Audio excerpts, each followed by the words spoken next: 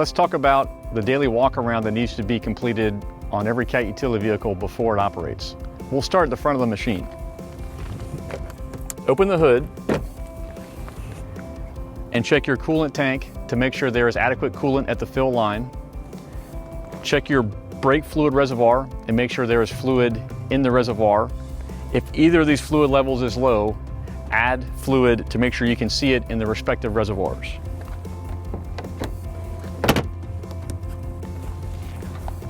Next, check each tire to make sure it's properly inflated per the instructions called out in the operation and maintenance manual. Inspect the tire tread to make sure there is adequate tread thickness. Do a general inspection of the entire tire surface to make sure there is no damage or debris stuck in the tire. Check your lug nuts to make sure they are intact. Inspect the center hub to make sure that it is not loose. And check your tire rim to make sure it is not bent or otherwise damaged. Next, check your suspension to make sure all of your rod ends are intact and there's no excessive debris built up in the suspension. Check your brake lines to make sure they are intact in the front and the rear of the machine. Open the cargo bed, check your engine oil level, check your air filter to make sure no debris has built up within the duct bill and that the canister cover is intact. Do a general inspection of the entire engine cargo bay to make sure there are no leaks. And next, check the ground around the machine to make sure there are no fluid leaks on the ground. Moving forward, inspect your ROPS hardware to make sure all your ROPS hardware is intact.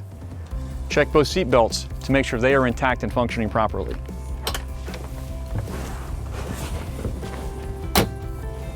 Put on your seat belt. Check the shift lever to make sure the machine is in park. Check your headlight function. Check taillight function. Make sure both drive switches are in the default state of two-wheel drive and unlocked.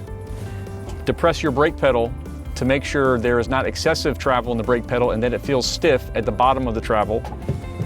Check your throttle pedal and make sure it returns to the nominal state after depressing it lightly. Check your steering wheel to make sure there is no excessive play in the steering wheel itself or the steering shaft linkages. Always check your operation and maintenance manual for proper instructions. For more information, please contact your local participating Cat dealer.